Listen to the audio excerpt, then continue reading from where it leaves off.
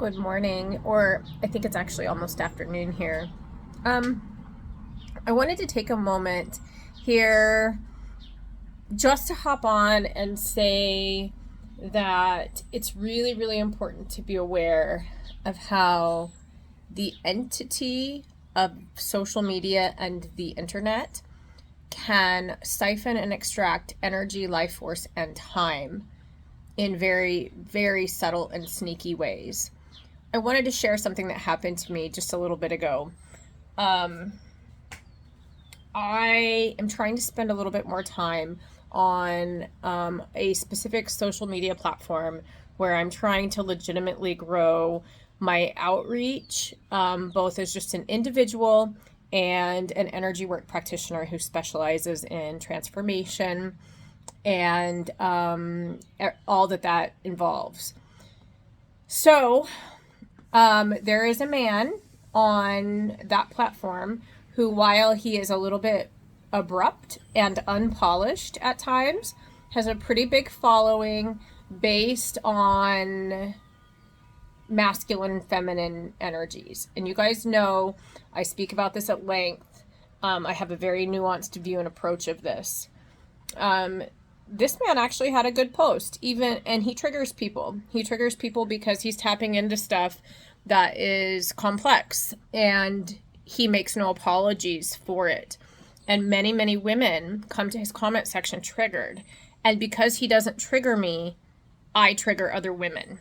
Does that make sense? Because I'm able to dialogue with this individual in a respectful and civil way, even if I don't agree with his choice of wording, or maybe feel like he could soften his approach a little bit to reach more of the people he's actually being called to serve as a living embodiment of true masculinity.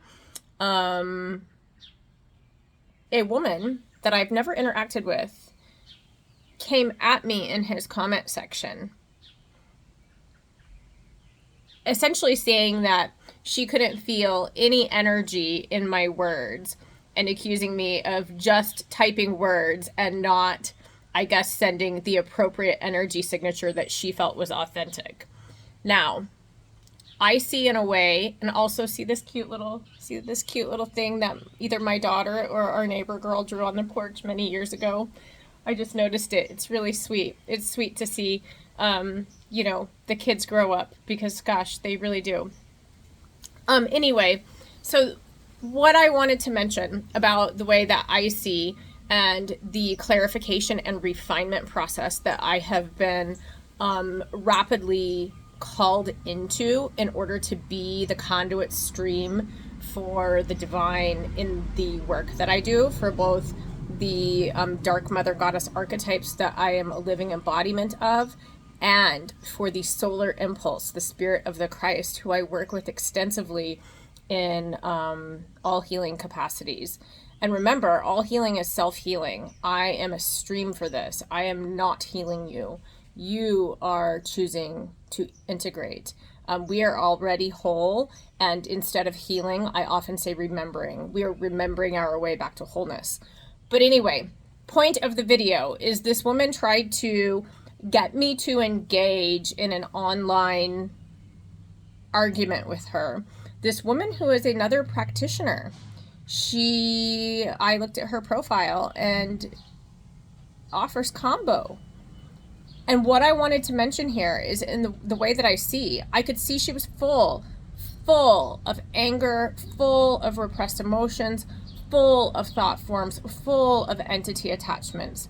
And much of it related to her hatred of not just men in general, her own yang impulse within. But here's what I wanted to mention. I chose not to engage with her. I chose instead to send some loving kindness and compassion her way, because not every fight is my fight. Not every opportunity for engagement or dialogue is for me. And she chose to lash out at somebody who happened to show up in somebody else's comment section, and I'm sending deep compassion to her for the pain and wounding that she has probably experienced at the hands of male-bodied individuals. However, I will not I will not, absolutely will not sacrifice my time and energy to the god of Instagram or to the god of Meta to engage in an argument with somebody who has made no investment in me, my individuality, my sovereign personhood, and instead approached me in a disrespectful and very rude way. And I got to thinking about this, and it felt like a moment worth sharing, because there's part of me as the mother who deeply cares, who could see the pain that this person's carrying, and thought maybe I should offer like a kind word or an opportunity for some private counsel if she needed to process something. But that's not my spot. That's not my place. That's not me. Because she approached me in such a way that it was clear it had nothing to do with her and everything to do with the attachments. And what this brings up is you guys need to be extremely careful who you choose to engage in plant medicine, even combo, which last I looked is not psychedelic. Those plant medicine facilitators need to be vetted like everybody else. And I see time and again people who've done an ayahuasca ceremony and they come back fucking full of shit, full of entities. I'm not mincing words here. Psychedelics are a door, and you have to be in a certain place, setting, and inner world in order to engage safely and appropriately with any kind of substance like that. And there are thought form complexes that hang around certain sites and places where ceremonies are held and facilitated by different types of individuals. And so it just felt like a word worth sharing. One, don't worship at the god of social media, because it's literally fueling more of that same dialogue. Jump in, connect with your people, send loving kindness or gratitude or compassion or grace to all present. But don't go all the way in on it. And two, vet the people you choose to engage with and work with for energy work or other sorts of consciousness, like exploration. So if you're wanting to explore consciousness via 3D world substances, that's what I need to mention here. Plants are, most of them have a master spirit. So like I'll see Lady Cannabis, I see the spirit of psilocin. These are master spirits that exist outside of this 3D world, but the plant matter here is in 3D with us. And as such, there is still the possibility for issues and infiltration.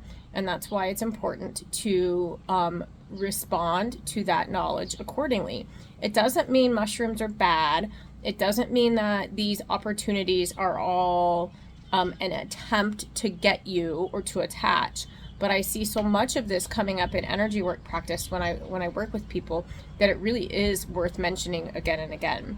And also, like, the facilitators of this stuff are people too. And as such, we often have our own blind spots about the self as an individual, which is why I do extensive clearing work with my energy work collaborators so that we can help each other see what we might miss as an individual about the self. So just kind of a spontaneous share. I hope this is helpful to someone. You can send grace and compassion to somebody, even somebody that maybe you choose to not engage with. Maybe you choose to restrict access, like, you know, maybe you block somebody or you mute someone.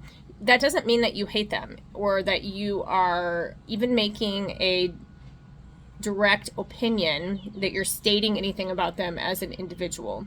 You are simply placing a boundary around yourself and about how you choose to be treated, and you are saving time and energy that the entity of the internet would like to have from you and put to use for their own means. Now, the internet is in and of itself neutral. It is a tool. And much good has happened with it. I've met so many amazing people on the internet, and it really, really brought connection and community to me in a time when I didn't have a whole lot of people in my real physical life to engage with things about consciousness or awakening with in real life.